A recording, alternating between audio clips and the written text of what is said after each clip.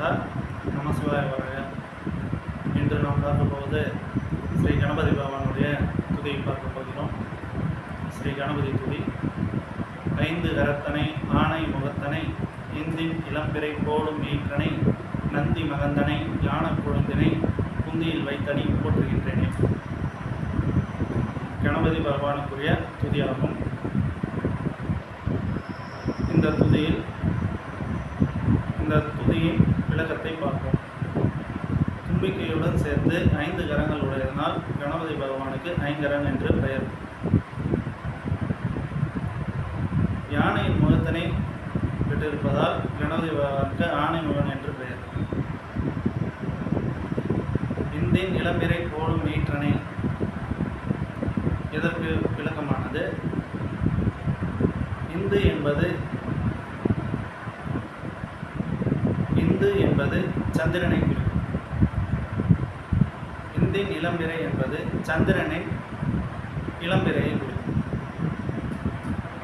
எயிறு என்பது தந்தத்தினை குறிக்கும். கணபதி பகவானுக்கு சந்திரனின் இளம்பிறை போன்ற அழகிய தந்தங்கள் இருப்பதனால் அவரை இந்தின் இளம்பிறை போலும் ஈற்றனை அப்படி என்று வழிபடுகிறோம்.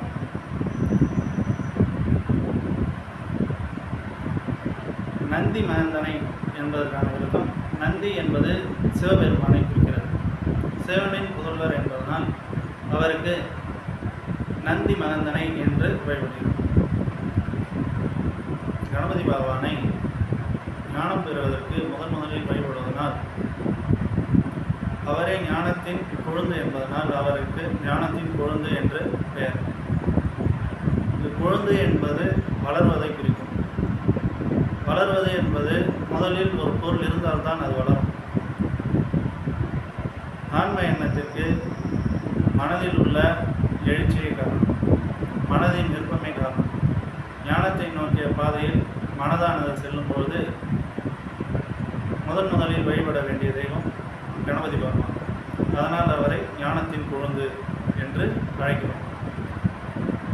ஞானத்தின் கொழுந்தாக இருப்பதனால் அவரே ஞானக் கொழுந்தினை அப்படி என்று வழிபடுகிறோம்.